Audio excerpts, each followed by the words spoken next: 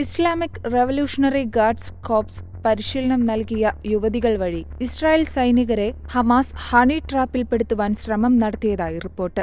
Israel സൈനികരിൽ നിന്ന് രഹസ്യവിവരങ്ങൾ കൈക്കലാക്കുകയായിരുന്നു ഇവരുടെ ലക്ഷ്യം.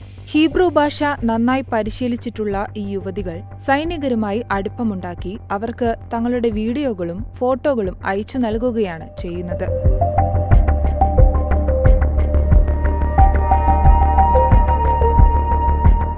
ഇസ്രായേൽ സൈനികരിൽ നിന്നും വിവരങ്ങൾ ആക്സസ് ചെയ്യാനുള്ള ശ്രമങ്ങളിൽ ഇറാൻ വടക്കൻ നഗരമായ മഷാദിൽ ഹീബ്രു സംസാരിക്കുന്ന ഒരു കൂട്ടം സ്ത്രീകളെ ഹമാസ് ഉപയോഗിച്ചുവെന്ന വാർത്ത ഇറാൻ ഇന്റർനാഷണലാണ് വെളിപ്പെടുത്തിയത്. ഇസ്ലാമിക് റവല്യൂഷണറി ഗാർഡ്സ് കോർപ്സ് പരിശീലിപ്പിച്ച യുവതികൾക്ക് ഹീബ്രു ഭാഷ നന്നായി അറിയാമെന്നും സോഷ്യൽ മീഡിയയിലൂടെ സൈനികരുമായി ബന്ധപ്പെട്ട് വീഡിയോകളും ഫോട്ടോകളും അയച്ച് സൈനികരിൽ നിന്നും വിവരങ്ങൾ ശേഖരിച്ചതായും റിപ്പോർട്ടിൽ പറയുന്നു.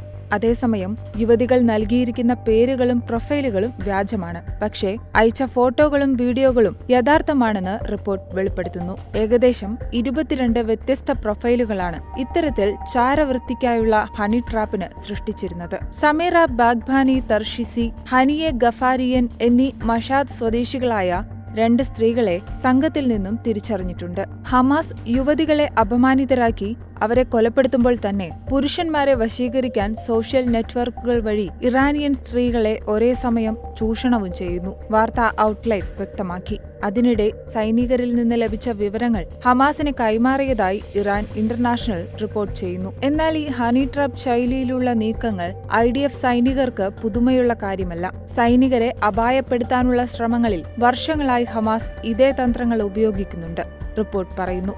ഇതിനു മുൻപ് 2022 IDF സൈനികരെ ഹണി ട്രാപ്പ് ചെയ്യുന്നതിനായി സോഷ്യൽ മീഡിയകളിൽ പ്രവർത്തിക്കുന്ന ഒരു ഹമാസ് ശൃംഖലയെ ഇസ്രായേൽ സൈന്യം കണ്ടെത്തുകയും അവരുടെ ശ്രമത്തെ പരാജയപ്പെടുത്തുകയും ചെയ്തതാണ്. ടെലഗ്രാമിലെയും ഡേറ്റിംഗ് ആപ്പിലെയും വ്യാജ പ്രൊഫൈലുകൾ വഴിയാണ് ഇവർ സൈന്യത്തെ സമീപിക്കുന്നത്. വെളിപ്പെടുത്തൽ നടത്തിയ ഇറാൻ ഇന്റർനാഷണൽ എന്ന വാർത്താ ഔട്ട്ലെറ്റ് ഒരു വിമത പേർഷ്യൻ ഭാഷാ ചാനലും ലണ്ടൻ ആസ്ഥാനമായി പ്രവർത്തിക്കുന്ന വെബ്സൈറ്റുമാണ്. ഇവർ IRGCയുടെ പ്രവർത്തനങ്ങളെക്കുറിച്ച് പതിവായി വെളിപ്പെടുത്തലുകൾ നൽകാറുണ്ട്.